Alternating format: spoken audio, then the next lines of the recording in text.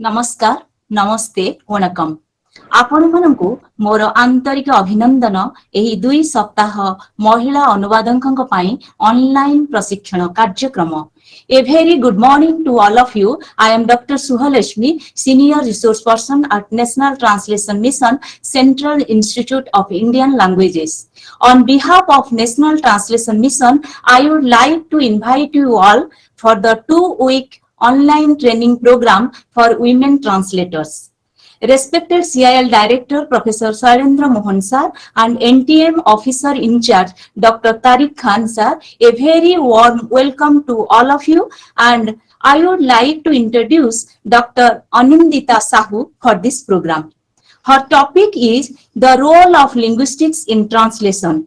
Dr. Anindita Sahoo is an assistant professor in the Department of Humanities and Social Sciences at the Indian Institute of Technology, Madras. She obtained her PhD in linguistics from the Indian Institute of Technology, Delhi, India. Her PhD thesis is on analyzes passive constructions in selected South Asian languages such as Odia, Kharia, and Malayalam. Her primary research interests are in linguistics typology. Her recent works focuses on the typology and grammaticalization of voice and copula constructions. She is currently guiding doctoral and master students focusing on the problems which are at forefront of linguistics, typology, syntax, and pragmatics. Besides research and teaching, Dr. Anindita is also engaged in various administrative activities at IIT Madras, one of which is the Gender Advancement for Transforming Institutions is an innovative pilot project launched by the Department of Science and Technology. Thanking you. Namaskar. Thank you, ma'am. Samastang namaskar. Good morning. It's extremely, I'm extremely delighted and the experience is extremely fulfilling to meet all of you. Jaha mu list na guda dekhuchi samaste Odisha ru tenu mu madam actually not all are from Odia linguists. All right. Okay. So I'll try to majority is from Odia. So okay. you better to speak in English. English. Okay. All right. So thank you for that. And then of course, it's a proud privilege to be associated with programs like this run by National Translation Mission, CIL Mysuru. And my topic, as has been mentioned, I'm going to talk about linguistics and translation. What is the importance of linguistics in translation as a discipline? Just a couple of disclaimers here. I'm not a professional translator. I have not, whatever I'm going to talk about here in this lecture is primarily theory-centric. I'm going to talk about, as I mentioned, linguistics and translation, the intricate nuances that these two disciplines they share with each other. And my talk would primarily, I'm trying to look at translation through the lens of a linguist. And there has always been sort of an ongoing debate about whether translation is an art or it's a science. I hope by the end of this talk, which is going to be very generic in nature, you would get an answer whether you believe in the dichotomy between arts and science of translation, or you are going to tilt to a particular way where you look at it as an art, or you are thinking about the scientific disciplines or the scientific components that translation as a discipline it carries. So conventionally, it is believed as an art, but the linguists would approach it in a scientific manner, because linguistics itself is a scientific study of language, and it has always provoked kind of very interesting and lively debates about the crossroad that language or linguistics and translation, these two disciplines, they share. Okay, some people would say that if you read literature on translation, literature in the sense the academic literature on translation, you would see that there are multiple claims that would say linguistics has nothing to do with translation, and this is fairly a very common opinion among translators. But I would say it is as false as misleading it is when you are trying to understand the process of translation and how the message is being transferred from a language one to the language two. So let's get back to the art versus science debate that has been going on in the context of linguistics and translation studies. Okay, so what happens in the translation? A couple of things that I'm going to focus on. What is translation? Who is a translator? And what are the existing theories that we have when we are trying to approach translation as an academic discipline?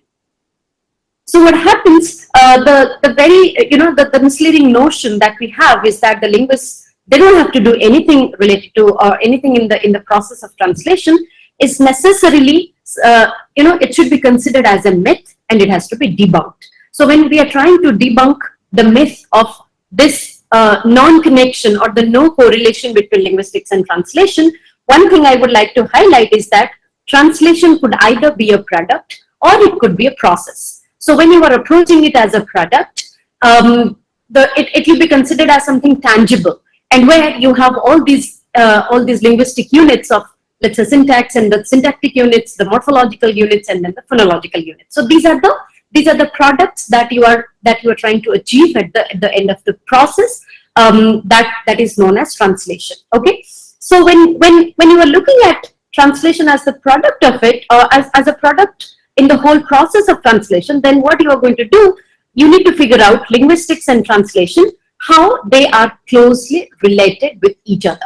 So when you say, let's say you are translating a text from English to Odia or from Odia to English, you must be one of the first and then the foremost thing about a translator is that you need to have competence, you need to have expertise in both the languages. And when I say expertise in both the languages, primarily the structural expertise. English, like the grammatical structure of English, is quite different from the grammatical structure of Odia, even if they have certain kind of similarities, but the differences are higher than the similarities in that way. And what is the first and the foremost difference that we notice here?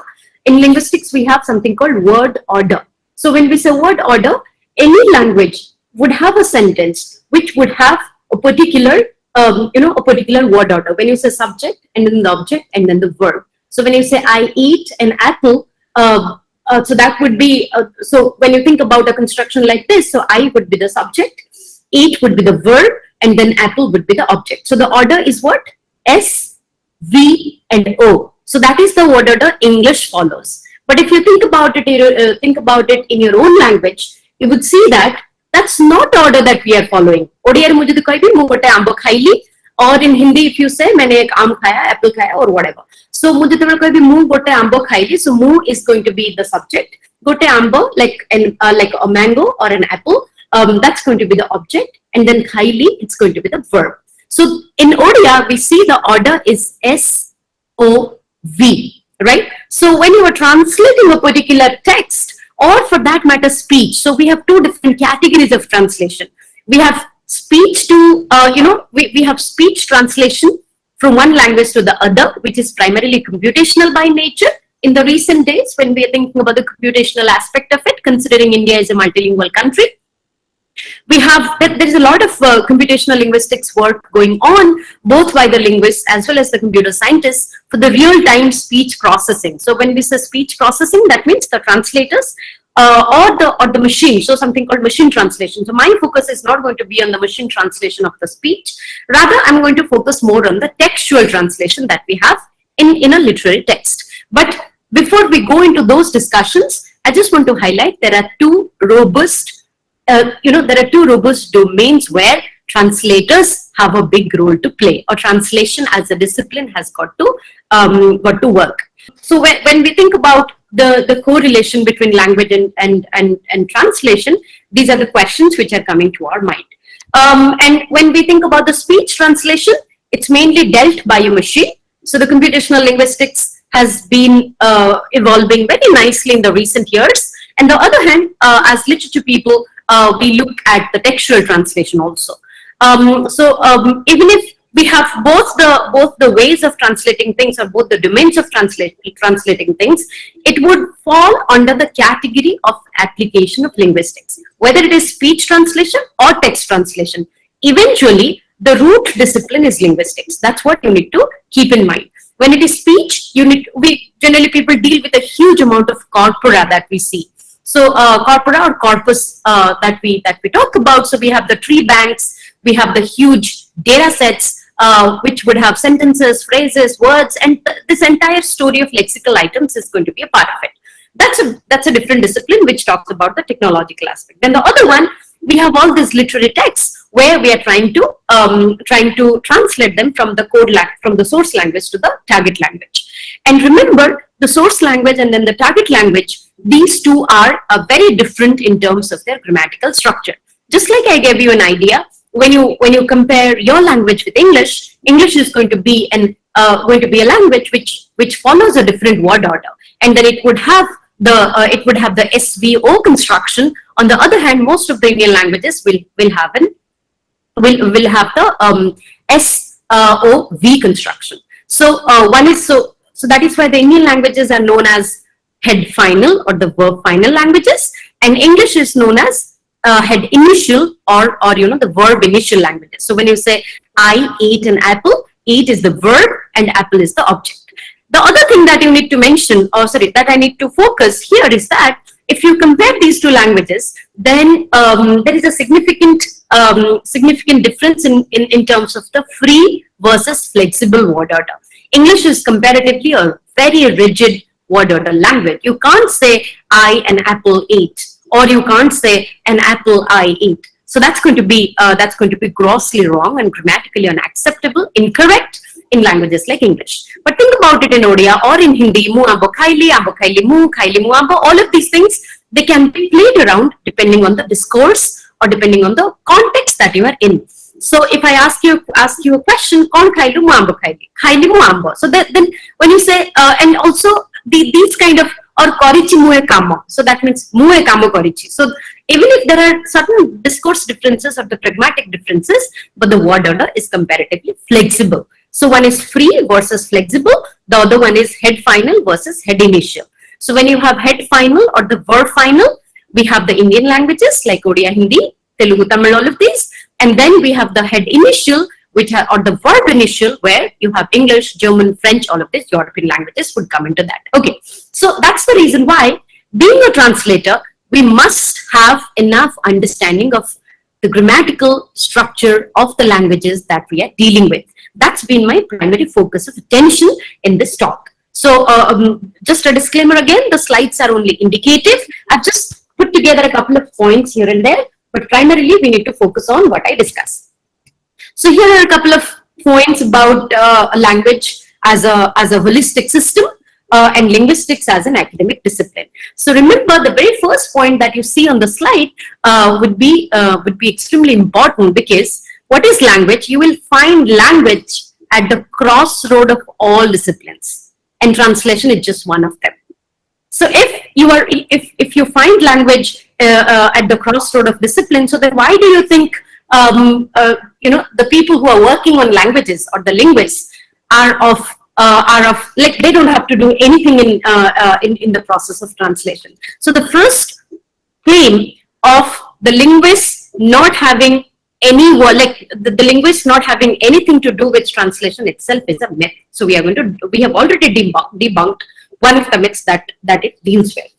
Okay, and then the human beings are using languages for a long time, and then there has been, these are very common points actually. We don't have to spend much time on that. So since we have been using it for a long time, there are different professions that focus on researches related to language or the studies related to language. So the last 2 points I have written a translator and a linguist. But other than being a translator or a linguist, you have all these other people who have been a part of this study called linguistics. Part of a study called language research. So let's look at the first one. The first one, we have the speech correctionists. People, you might have noticed, sometimes the children, they speak a little late, and then we need therapists, we need counselors, all of this. So there are speech correctionists who talk about or who deal with the difficulties and the impediments that we find in the languages. Then we have English teachers who also deal with language. We have foreign language teachers, literary artists, the filmmakers, and then the film writers. All of these literary the literary domains where language also plays a vital role. We have psychologists who works with different kind of language or linguistic impairment. We have anthropologists, the missionary. If you look at the initial days of language development and the structural, when you're trying to understand how all these new languages that evolved, and a lot of documentation it has been done by the missionaries in the olden times, and then we have the historians and then the philosophers as well as the communication engineers who talk about the speech technology. So these are, in the peripheral domain of language, but eventually we have the translators and linguists who delve deeper into the language studies, because being a translator, you must know, you must have enough expertise in both the languages, and to understand the grammatical structure of these languages, a bit of understanding in linguistics is essential. When we say the linguists do not have to do anything with translation, let's try to understand who is a linguist first. What do you think? And when I say when I was introduced as a linguist, what do I do? Who actually is a linguist? Does it mean that anyone who speaks a language can be a linguist? Anyone who can read two different languages can be considered as a linguist? No, the very unpopular opinion about a linguist is that somebody who speaks multiple languages. So when I let's say if a stranger or a new friend is asking me, who are you? What is your profession? If I say I'm a linguist, then the first question that I encounter is how many languages do you know? Which is a very, very, sometimes it hurts to get a question like that. A linguist doesn't have to do many languages, but if you know many languages, you can definitely be a better linguist in that way. But though it's not an essential, it's not a main dish. But then if you know multiple languages, you get familiar with multiple structures, because each of the language would have a different structure altogether. Okay, so the linguists are basically the specialists. So it's like, would you ever ask a doctor how many diseases do you have? So if you don't ask a doctor like that, let's not ask a question like this to a linguist. So what are we? What do we do? So we work on the organized body of information about language. So look at each of these points and then try to link it with the translation studies that you are familiar with. So if a linguist is working with the organized body of information about language, don't you think translation also falls into that category? So when you are translating the text or speech from the source language to the target language, you must be familiar with the organized system of grammar that this language has. Okay, and then we also do a lot of investigation and analysis. When we say investigation, this is primarily syntactic, semantic, morphological, and phonetic investigation. Otherwise, also we have pragmatics and semiotics, which are slightly different, but the root disciplines or the root domains would deal with sentences, which are related to which are known as like the study of sentences would lead to syntax. The study of phrases or words would lead to morphology. The study of sounds and sound system would lead to phonetics and phonology. And eventually, the meaning component of it would be part of semantics. These are very basic things about linguistics. I don't want to spend much time on that. Okay, so the third point is important in the context of translation. So if what is the relationship that a linguist and translation might have?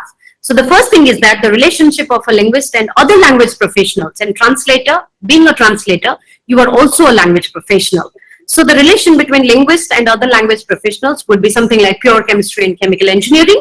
And this comes from my association with IIT Madras, since we deal with a lot of engineering students here.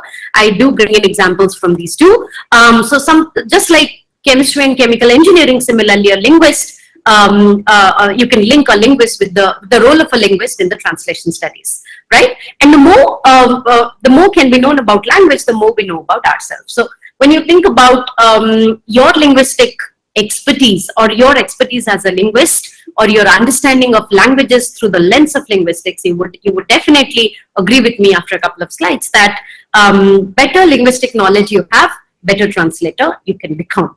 These are already I have discussed. What are the different kinds of analysis? Phonological analysis we do, morphological analysis, syntactic, semantic, and pragmatic. Okay, let's move to translation now quickly.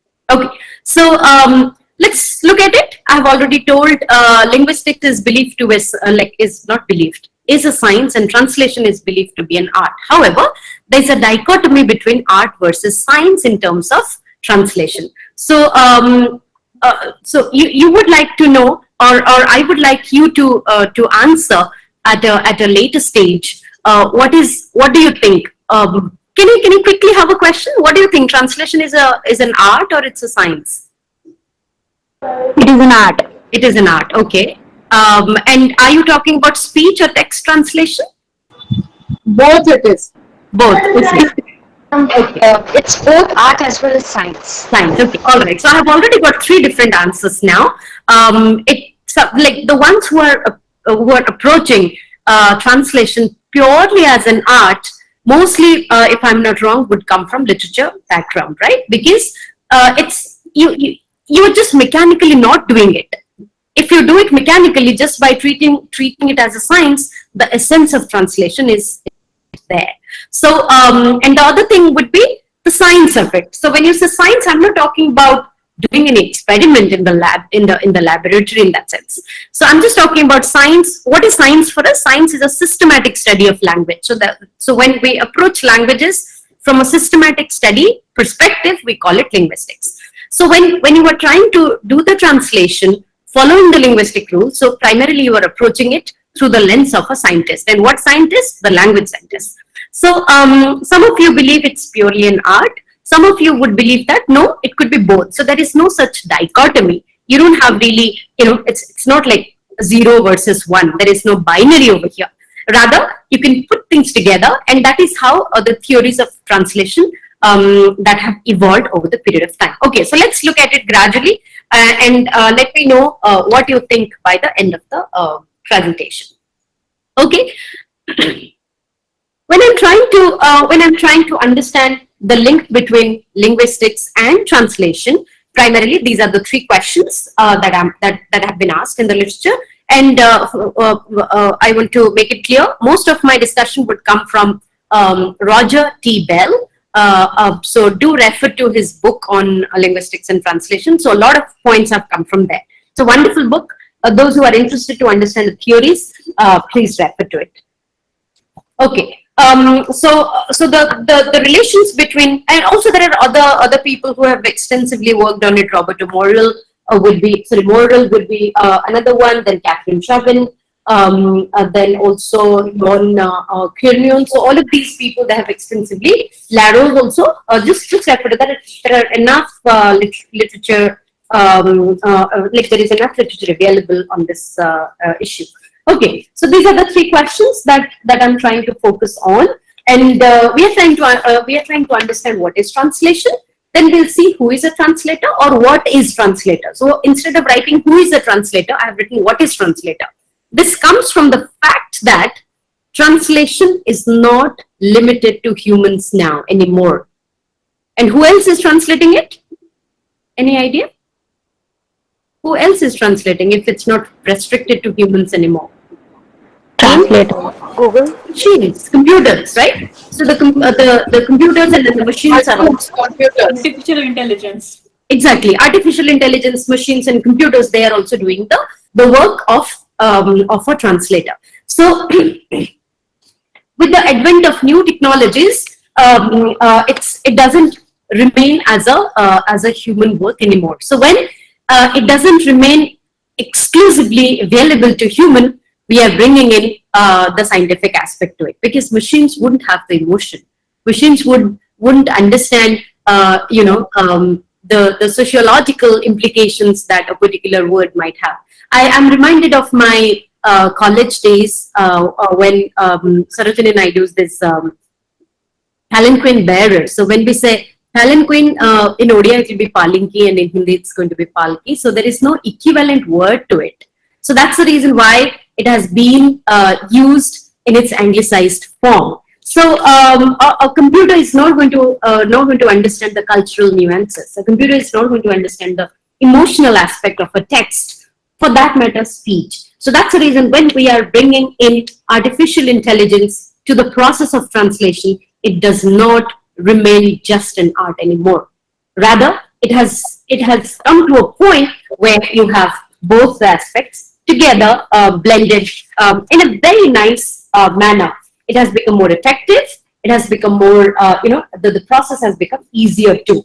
And because of the real time translation that we are looking for, considering India as a multilingual country, and since and most of us, we are multilingual speakers. So look at me, I don't speak in a Dravidian language, so I'm trying to learn something. I've been here for the last 4 years, so I speak Odia, Hindi and English, all 3 languages, and then considering I'm staying in Tamil Nadu, I should learn Tamil as quickly as possible. So given the multilingual country that we are living in, the real-time translation is the need of the hour. Not everything can be Hindi or English centric, considering we have multiple regional languages. As soon as possible, we should achieve the target of the real-time translation of all kinds of speeches. And the government is working towards it. The researchers are also working towards that. So practically what happens when we are trying to link linguistics with translation, we have to do away with this dichotomy of art versus science. Rather, it has to be an integrated approach, which is there in the next slide probably. So these are the 3 questions that we are going to trying to understand through this talk. What is translation? What is translator? And what are the different translation theories that we might have? And eventually, it should help you to understand whether you believe in the dichotomy or you are going to go for an integrated approach. So these are a couple of definitions. Again, as I mentioned, I have borrowed heavily from Bell's work. And one of the, he has given a lot of definitions actually. The one that I found the most effective is that translation is the replacement of a representation of a text in one language by the representation of equivalent text in the second language. So what is important? The word equivalent is very important in such a situation. And here, remember, as I mentioned, I'm primarily focusing on the textual translation, not really the speech translation. The speech translation would bring in the computational angle to it, but we are going to focus mostly on the textual translation part. So, we have so when we say equivalent, that means the word or the example that I gave a while ago, or let's say the preposition and then the postposition example, if I can give you the contrast between. So there is a discipline, there is a part of linguistics called contrastive linguistics. So contrastive linguistics is closely associated with the translation studies. Those who are trying to understand the theories, please go back to contrastive linguistics when you have time. So in the context of contrastive linguistics, very briefly I'll talk about. There is a contrast, if you the comparison and contrast theory that we have between Odia and English. Other than the word order in terms of the subject, verb, object, we also have another contrast in terms of the postpositions and then the prepositions, right? So when you say on the table, on is a preposition, right? But if you try to do a contrast with or compare it with Odia, then you will say table upare. So when you say table upare, bohita table upare achi. So table upare is going to be the postposition there, right? And why it is postposition? Because it is occurring after the noun. Table is the noun and upare is the postposition. When you say on the table, so on is the preposition because it is occurring before the noun. The noun is the table. So whenever you are trying to translate from L1 to L2, from Odia to English or the other way around, we must keep in mind that these kind of situations or these kind of rules have to be kept in mind, and we must be familiar with the grammatical structure of both the languages so that we can produce an equivalent text in the second language. So the word equivalent has to be given utmost importance while you are defining translation. So 2 things you are doing: you are replacing, and what are you replacing? You are replacing the representation of a text. It's just not about the words and phrases individually. Rather, you are putting everything together. The discourse has to be replicated. The context has to be replicated. The emotional component associated with the pragmatic cues that it has. The pragmatic cues that you find over there, they have to be replicated. And all of these replacement it has to be done in the maximum equivalent manner. So that is what it has been written in the next point. So when you're trying to do the translation, you have to find out equivalent in different degrees. So whether you are fully translating it or you are partially doing it. There are certain words which are extremely culture centric, extremely culture sensitive. You just can't take it out from there. So the palanquin example that I just gave, you can't just think about the English equivalent of Odia, Sabari, Palinki. Sabari, Palinki has been ingrained in our culture. Though we don't see many of them being used, not many, it's just not used anymore in the Odia weddings. I think when I was a little kid, probably at that time I saw some Sabari Palinki, but then now it's all gone. Yet we see that these are culturally loaded terms which just can't be translated to the other language. Another very interesting example I generally give in most of my classes is that these Eskimos, right? They have something like 21 words for snow, right? But do you really know all these 21 words for snow? Or how many words do you know for snow in your language? Any response? Maximum? What do you think? Snow in I know 3 in Marathi. 3, 4. Maximum 1 or 2, right? Yeah. Is the word. So Sara, Barafa in Odia, if I can say, in Hindi, you think about it. I'm not a Himalaya. Hima, okay. So even if you try to put everything together, maximum 5 to 6 words you can find out, isn't it? But for an Eskimo who lives in a cold place, they have multiple words for it. So all these 21 words, somebody and all these Eskimo languages that we, the Icelandic languages for that matter. If you talk to an Eskimo, they can give you 20 words for snow. Is it possible for us to translate all of these to English? Not all the English people are familiar with all the 21 words that they have. So there are certain words which are ingrained in the living, the surrounding that the people live, the society that they belong to, the cultural practices that they follow. So whether it is your environment or your social location or your cultural practices that you have, they would have words which would just not which would just not be translated. Because, and then what you have to do, you have to borrow it directly from that language to the target language that you have. Okay. So so quickly what I'll say, I'll just say that when you translate the text, you have to keep in mind that the equivalent which I focused, it has to achieve the maximum equivalent degree, whether you are making it fully equivalent or you are making it partially equivalent. If there are words which are extremely culture centric, loaded with the lifestyle of that particular community, then the translation is going to be partial translation. Very unlikely you are going to bring in those examples or those words. Or if the languages and then the cultural practices, the social norms, the geographical location that they live in, if that is same, you can fully translate it, because most of the words would have a counterpart in the source language. Then you have to find out what kind of presentation that you are talking about. What is the context? What is the meaning that is coming out of it? And what are the grammatical structures that the languages have? So looking at the context, semantics, and grammar, don't you think if you have enough understanding of linguistics, the job is going to be easier for you, and then you're going to do a better, like the task would be more more productive, and the end product, if you're treating grammar as the end, if you're treating translation as a product, then the end product is going to be more effective. So the presentation has to be taken into account with utmost care, right? So you need to find out what is the context that they're talking about, and what kind of meaning the words convey, and what kind of grammatical constructions that they have.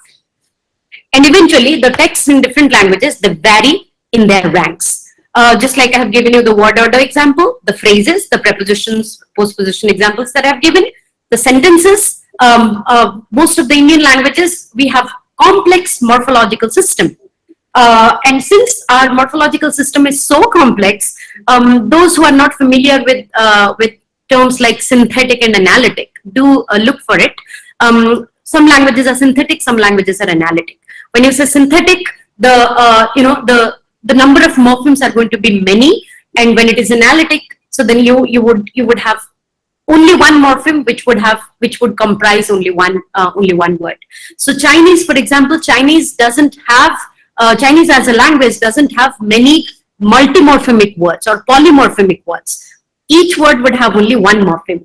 But on the other hand, if you look at Odia, Hindi, Telugu, Tamil, we have complex words with multiple morphemes. So that would also create a problem if you are not familiar with both the languages when you are translating a text from a source to the destination, or the source to the target language. So you need to understand the word order, you need to understand the phrasal structure, you need to understand how the sentences function or how the sentences are structured in languages like this. If you have equal expertise in both the languages, translation becomes like a cakewalk.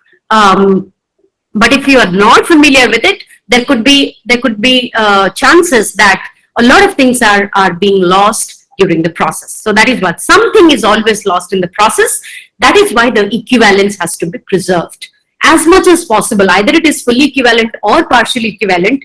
Because of during the process we are going to lose things. Make sure that we try to achieve maximum equivalence. So the degree of equivalence, it has to be the most. Okay. And what is the reason? The reason is that the third point is the reason. The languages have distinct codes and they have distinct rules. And I have already given you a couple of examples in terms of the postpositions, prepositions, word order. There are many if you look at English versus other languages. So that was all about what is translation for you. And then this diagram comes from T-Bell again. So look at this, how it is important for translators to have certain basic understanding of linguistics. So you have the sociological variables, then you have the discourse categories, and then eventually you have the linguistic forms. So when you have sociological variables, you have the participants and what is the purpose and what is the setting. And when we say participants, that basically you are talking about the characters in the text. And what is the plot? So the plot would give you the purpose of this text, and then what is the setting that has been used in a study like this. And these sociological variables would have their connection with the discourse categories.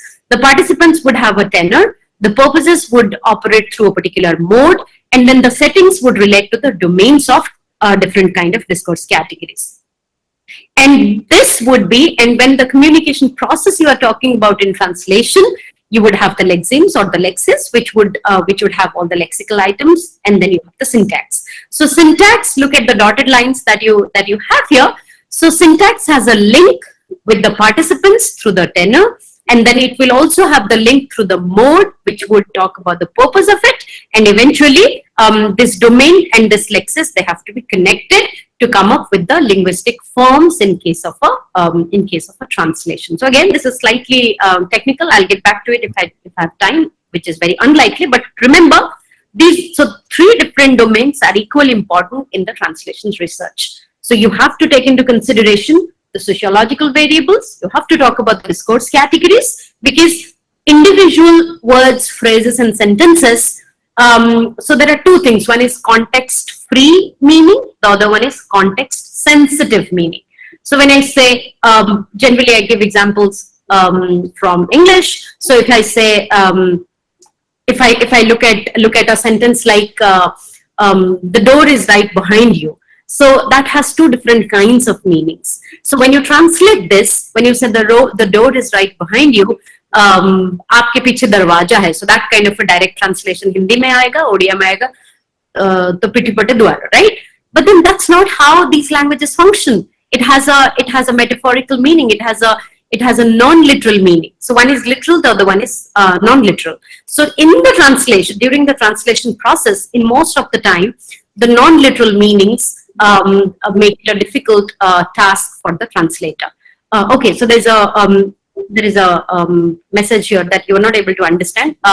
Okay, so let me try as much as possible, whatever time limitations I have. Sampada. So when you look at the example that I just gave, the door is right behind you. What does it mean in English? Does it mean that you are not able to find the door, and then I'm telling you, hey, there is the door out there? Is that the meaning? No, it means leave. It means leave, right? I'm frustrated. I'm done, and don't be here around. So just leave. So the metaphorical meaning or the non-literal meaning, they would have a link between the syntax and then the lexis. So syntactically, that's a different construction. The door, that is the subject, and then the is the verb, and behind would be a preposition, and then you is another noun or an object that is coming out. But then that's, if you look at the sentences only, you cannot get the right meaning if you ignore the discourse categories. And what are the discourse categories here? The discourse categories would be in which domain, in what mode, in what tenor you are functioning. So that means you have to bring in the contextual information to it. That means you are just not showing them the door. You are also mentioning that there has been certain kind of emotional component associated to it. So in the process of translation, all that I would say here, the linguistic forms are as important as the discourse categories and the sociological variables. If you put them together, the translation becomes a holistic process. If you treat them individually, something or the other is getting lost in the process, right? Just sociological variables, if you treat, you are ignoring the discourse categories, translation process is not complete. And only by looking at the linguistic forms, if you ignore the discourse pragmatics or the discourse categories, you are also ignoring something. So to get the holistic picture out of translation of a particular text, you have to take into account all the three domains that have been discussed here. Okay, I hope I made some sense. Maybe we can discuss it later because I have a lot of other things to tell. Sampata, I'll get back to you if you don't have enough understanding. Okay, now since we need to, these grammatical examples you can ignore because I think I have already given you other examples previously. So what is, if that is what translation is all about, we need to figure out what are the different rules or what are the different laws of translation that we need to focus on in terms of the translation research. One thing is important, that we must provide a complete transcript of ideas. Look at, focus on the phrase ideas. We are not just giving the transcript of the words and phrases. The ideas that the text deals with, it also has to be spelled out well. And then, and the ideas might include the emotional component, the sociological component, discourse pragmatic centric component. So ideas as a term, this is abstract. Okay, it's not just the words or phrases. Rather, you are bringing in the whole bunch of inclusive items to it. So one of the first and then the foremost law of translation is that it must provide a complete transcript of ideas of the original work. And as long as the original ideas are being retained by using the equivalent linguistic phrases, the translation, if you accept translation as a product, that would evolve as an effective output. Okay, so the ideas must be retained, the ideas which are used in the original work. That's the first rule. The second one, the style and manner of writing, that should be equivalent. Again, equivalent could be partially or fully. If you can arrive at, or if you can achieve the fully equivalent manner of writing, there is nothing better than that.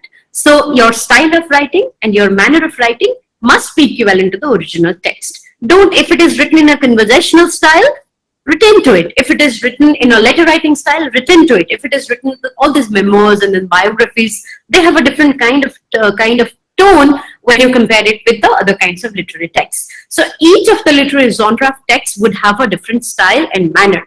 As a translator, it is your prime responsibility to retain the equivalent of the style and manner of the original text. Otherwise, your role as a translator is compromised. So other than the linguistic features, you also pay attention to the stylistic components that it has. And the original composition, as I mentioned, it must be retained. So let's say there are a couple of examples in English. In English, there is a thumb rule. do not end a sentence with a preposition. This is a place where I live in would be not so good kind of a construction in English. You would rather say I live in this place. So when you say this is the place I live in, so in is a preposition, and generally a lot of grammarians, those who believe in prescriptive rules, they would say, hey, don't do it. But then a linguist like me, I'm okay as long as a native speaker accepts a construction like this, I'm fine with that, right? So when and if a native speaker's writing has been a preposition ending, it should be okay with me. And then when you do the translation, you should also follow that. Do not split infinitive. So these are the English example. In Odia also we have a couple of examples, which we generally, even if it's a free word or a language, we try to retain the defaultness as much as possible. However, given the situation that you have in hand, you can always play around with the phrases. One very common example that I generally give, the Odia speakers would relate it with me. Thila se bada badmas. When I say bada badmas thila, that means I'm talking about only his nature as being a naughty child. But then when you say thila se bada badmas, that means I know him that he was always a naughty child. So this thila, which is a copula, that has, anyway, I don't want to get into that. But then all that you need to remember, when you say thila se bada badmas, if somebody has to translate it to English, the sentence would be different. It was he who was a naughty child. When you say bada badmas thila, he was a naughty child. So there is a difference between these two. So you need to understand these nuances of a particular language when you are translating it. Okay, so these are a couple of thumb rules that you need to have in the when you are trying to understand the laws of translation. Now, since I talked about translator, which is not restricted to a human anymore, you have both machine and human translators. In case of the translators, so the first thing is that you have to accept the fact that a translator is basically a communicator. And why a communicator? Because they are the people, or it is a machine, depending on that is why T. Bell would use the term called agent.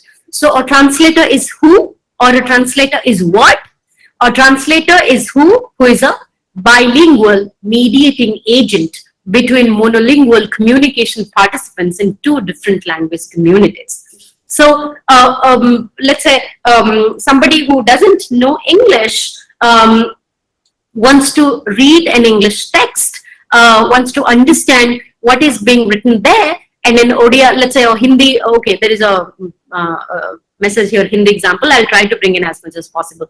So when you think about an English text, but a monolingual Odia speaker wants to know what is the story, then the translator's role come into play. So the translator has to figure out, or the translator has to play the role of a bilingual mediating agent. So you must know both the languages well. You must be familiar with the grammatical structure of both the languages with equal expertise, and that would help you to provide the best transcription of an English text. Or Hindi to Odia, if you know, or Odia to Hindi for that matter.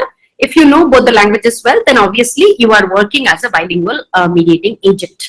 And where the monolingual communication participants, they belong to two different language communities. So that is one. The other function that a translator does is that the translator has to decode the message, whether it is a human or it is a machine. Machine translation is going to be in a very different category, as I mentioned. But as far as the textual translation is concerned, what you have to do, you have to decode the message and you have to transmit it in one language and re-encode in the other. So there are two things that we study in communication research. One is encoding and the other one is decoding. So as a translator, what you have to do if you're translating, let's say, I have this book, let's say Foundations of Language by Ray Jackenduff. It's a wonderful book, and I want to translate it to Odia so that my fellow Odia speakers can understand what Jackenduff has said. So in that case, what I have to do, I have to first decode what Jackenduff is saying. Jackenduff is talking about foundations of language. What are the foundations of language that he has mentioned in that book? So that is the First thing, as a translator, I'm going to do. So first I'm decoding what is the message of Jack and Dove. Then I'm going to transmit it, using this language that I use, and I have to re-encode it in Odia. So that means, and when I re-encode it in Odia, I re-encode it in such a way that the Odia speakers would understand that, or the Hindi speakers would understand that. If I am a Hindi speaker, or if I have enough expertise on Hindi, so then I have to play both the roles. I would be the decoder. I would also be the encoder. As a decoder, I'll try to find out what the message that the text conveys, and as an encoder, I'll pack the messages very nicely without compromising the style, the manner, semantics of it, the stylistic issues that it has, all of this that we have discussed in the previous slide. I have to make sure I'm producing an equivalent, and what equivalent? As much as possible, the fully equivalent copy of it. And that equivalent copy, I would encode for the language 2 speakers, or the Odia speakers, or the Hindi speakers for that matter. So that's the role of a translator. Whether a human translator or a machine translator, in either of the cases, these are the two major functions that you play. Okay. That is, again, it will be slightly tricky for some of you, but then this is mainly the communication process that we have. I'll take maybe 5 more minutes. Is that okay? Yes. Okay, 5 more minutes. Yeah. So look at this. This is how it functions as far as a translator is concerned. You have code 1.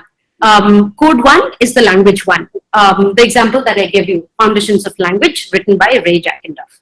So the code 1 is written in English language. And who is the sender here? The sender is me, who is the translator.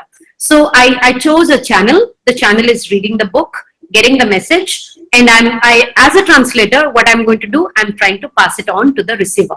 And the receiver is the Odia or the Hindi speaker out there who could not understand what Jack and Duff has written in Foundations of Language. I made it available to these speakers through this channel. So there are multiple. So code 1 is your English. Code 2 is your Odia or Hindi, or for that matter, any other Indian languages that you are trying to translate. And eventually, this has to move through the translator. And the channel is like translation process itself is a channel, and it would reach the receiver. So your encoding and your decoding, they have to be done seamlessly. If you are, let's say I'm reading Jack and Duff's book, or Noam Chomsky's, let's say there is aspects or theory of syntax, right? So if I look at, or for that matter, there's the recent book that I was reading written by Chomsky is On Language. So on language, I have to first understand what Chomsky is saying. If I am not able to understand, the whole process of translation falls flat. So that means the first code 1, it's not error-free for me. When I read it, I got the meanings wrong. I got the message wrong. And when you are getting the wrong message, very likely you are going to pass on even more wrong, making it more wrong when you are passing it to the receiver. So the encoding, sorry, first is decoding. The decoding has to be correct. You're trying to decode the language that the author has used, the stylistic details that has been followed, the semantics that comes out of it, and the sentence constructions must be suitable for you to understand what is being written there. So if the decoding is wrong, then the entire translation process is going to be faulty. Okay. So that is why the role of a translator is that you need to have equal expertise in both the languages, so that when you decode it correctly, and when you encode it, you also encode it correctly. So what you understood from that book, it has to be written with full equivalent in the target language. If I read Odia and if I'm translating it to English, my Odia proficiency and my English proficiency, they have to be equal. On the other hand, the other way around also holds true. So both the decoding and the encoding have to be done well. Okay. Now the last part, quickly I'll just go through. I'll just skip. Okay, so very quickly I'll talk about it. There are 3 possible theories of translation. Those who are interested in this research, as I've already have given a couple of informations about it. So first theory treats translation as a process. The second theory treats translation as a product, and the third theory integrates both of them. Right. So when you think about the process, it deals the perception of it, and then and your memory also, like how much you memorize or how much you grasp, what is the meaning that you have grasped from the text over there, and the encoding decoding message I have already discussed. So that is a part of the translation as a process. So the theory of translation, when it deals with the process, first your perception, your memory, and encoding decoding function would play a vital role. Then the second theory treats translation as a product. And what kind of product? What is the syntactic product that that resulted from this process? So when I translated Jack Indup's book, Foundations of Language, what kind of syntactic challenges did I have when I was reading this book, and when I was trying to translate it to Hindi or Odia? Semantically, how it was difficult. Very common example that we give in Odia, or for that matter Hindi or the languages, we have a thing called reduplication, right? We have something called jhar jhar, ghad ghad, pad pad. Hindi the people who speak Hindi, they say ghar var, apples apples. So those kind of examples you wouldn't find in English. Okay, so in Odia we have something called bhatatuna, right? Bhatatuna, when you say, that's rice and curry, roti sabzi in Hindi in that matter. In English, it has an equivalent of bread and butter. But bread and butter is being used in very different context in English. When I say this is my bread and butter, teaching is my bread and butter, that means teaching is my teaching is a process, like is my profession, which earns me a living. You can't Odia mu koi parivni de padhe vata mor bhatatuna. No, I can't say like that. So there are different kind of semantics that would, the different kind of semantic representation would come from the same phrase when they're translating equivalents are found. And stylistically also, we have very different. Stylistic means all these punctuation marks, what kind of literary devices that you are using. So that would be part of the stylistic. So if you theorize translation and you treat it as a product, then you have to take into account these things.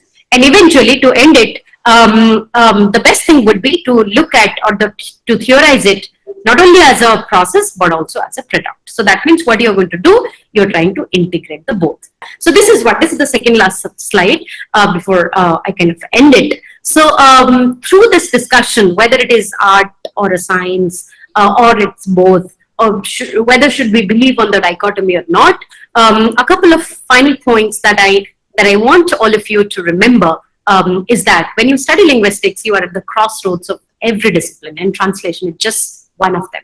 When you're trying to approach sociology, psychology, philosophy, literature, all of these would be at the crossroad. And since translation is one of them, and it deals with the enterprise called language. Language is a system. Language is an enterprise here. So that's the reason why a linguist is like some sort of, like, at least the basics of linguistic knowledge would be essential when you are dealing with a discipline called translation. And the other thing that I want to highlight, this is the second point comes from Jakobson's understanding of language, Roman Jakobson, right? So to understand a word, you must have the acquaintance with the meaning assigned to that word in the lexical code of that language. The Eskimos snow example that I gave. If they have 22 or 21, whatever the words that they have for snow, then you have to find out what is the lexical code of it. If they give you a word, you need to figure out what kind of encoding, decoding process is happening. What is the lexical code that is being associated with that language? And eventually, Fawcett 1997, quoting him, I would say, a translator who lacks at least a basic knowledge of linguistics is somebody who is working with an incomplete toolkit.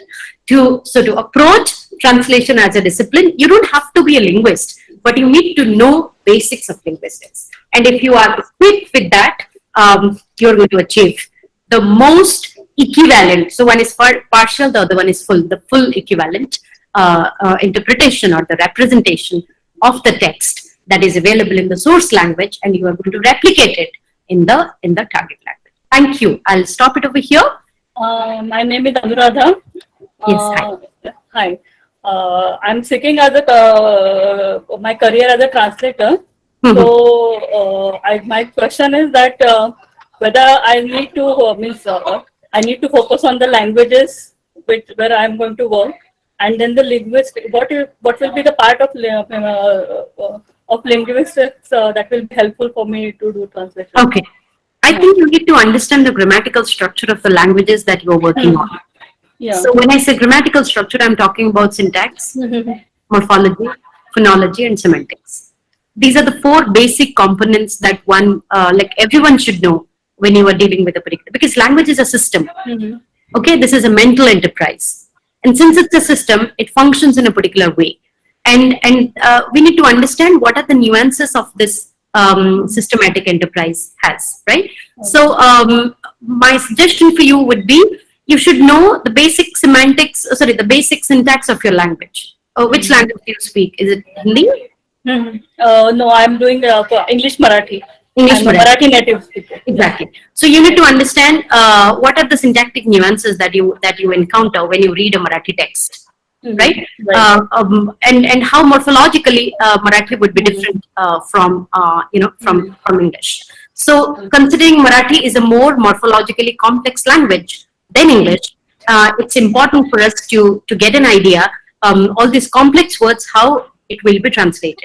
And somebody asked me this example about Hindi. Let's say this Odia example that I gave is Khilla se bada badmash. If I give you the counter Hindi example, tha wo bada badmash, right? So when you said tha wo bada badmash, and the other one is wo bada badmash tha. Right. So the words are remaining same. Wo bada badmash tha. Only 4 words. But you are bringing. I'm sure Marathi would also have similar. Yes. So when you are pulling tha to the sentence initial position, the meaning is different. Yes. So when you translate it, you need to keep in mind that these are the focus constructions. So there is a particular focus on a particular event when you are bringing the copula, which we call it copula, or you can call it auxiliary verb or whatever, to the sentence initial position. So unless you know the syntactic nuances of your language, if you ever encounter a construction like this, it will be a problem for you. So my suggestion for you to understand the morphology of Marathi, syntax of Marathi, and phonological nuances also. I'm Jaya Singh speaking. Am I audible, Dr. Anindita? Yes, please go ahead. Thank you for your delightful lecture, Dr. Anindita. I'm speaking from Allahabad. I teach in the Consular College Institute of Allahabad there. Madam, you have explained one point in the process of translation that memory is one of the important aspects. So could you explain it once again with some examples? How does it work in the translation? I have some idea, I can make sense, but this clarity I can get from you. Okay, so when I say memory, that's going to go into the cognitive aspect of language, right? So memory is a part of your cognition, and the number of words that you are familiar with, or the number of words that you have in your repository.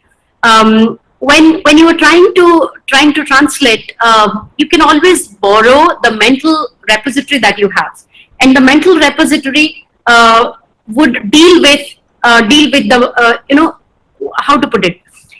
Your mental repository would have certain words which you have come across with previously, right? And when you translate a particular text, you can always find out what would be the fully equivalent counterpart of this word or phrase or sentence, and there your memory would play a vital role. And since memory is linked to your language competence, right? So you need to think about how competent you are. So probably you need to go back to Saussurean framework, competence and performance. So my portrayal of, or my discussion of memory is in connection with the language competence that you have. It's a wonderful question. All right. So, yeah. Madam, memory is also culturally evolved sometimes. Right. Yeah. So memory. That's why the discourse and the cultural component would also play a vital role. Okay. Thank you so much, madam. Yeah, this one is a nice addition. But when I said memory, I was primarily talking about.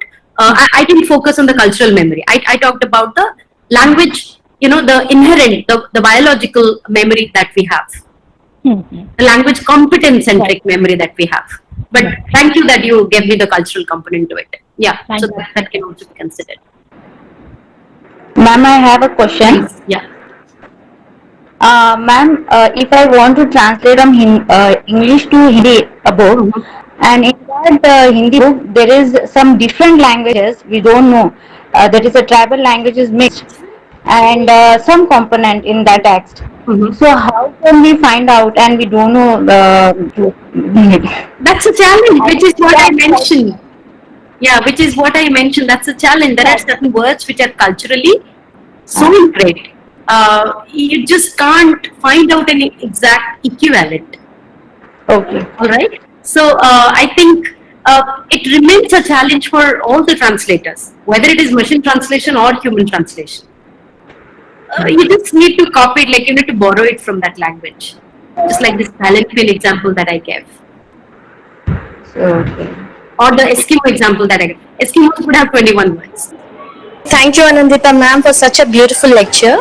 Ma'am, I would like to add something. As Vanita ma'am said कि अंग्रेजी से जब हम हिंदी में अनुवाद करते हैं तो हिंदी के कई ऐसे शब्द होते हैं जो हमारे सामने चुनौती के रूप में रहते हैं. इस संदर्भ में मैं बात करना चाहूंगी कि पंजाबी का एक उपन्यास था गुरदयाल सिंह का मढ़ी का दीवा. And when I was pursuing my MPhil in JNU तो उसमें क्या था मैम कि वो मढ़ी का दीवा पंजाबी उपन्यास का अनुवाद हिंदी में किया गया था. लेकिन उस उपन्यास में दो शब्द ऐसे थे मैडम, एक मढ़ी और दूसरा टाहली. टाहली इज अ शीशम ट्री. तो मढ़ी और टाहली का अनुवाद अनुवादक ने नहीं किया था, उसको उसने पंजाबी में ही छोड़ दिया था. वो इसलिए कि उससे उस पूरे उपन्यास का जो मतलब जो उसकी जो तंतु है, उसकी जो आत्मा है वो कहीं खत्म ना हो. Right, exactly, yeah. Yeah, it's something like borrowing the word and then put it like that. Okay, so I think if there is no equivalent, of course, I would agree. If there is no equivalent, just leave it like that. Yeah, and I will add to it. If there is no equivalent, you can go for transliteration and give a note somewhere. Right. Yeah. So just put it as the word that it is. Thank you, Dr. Anindita.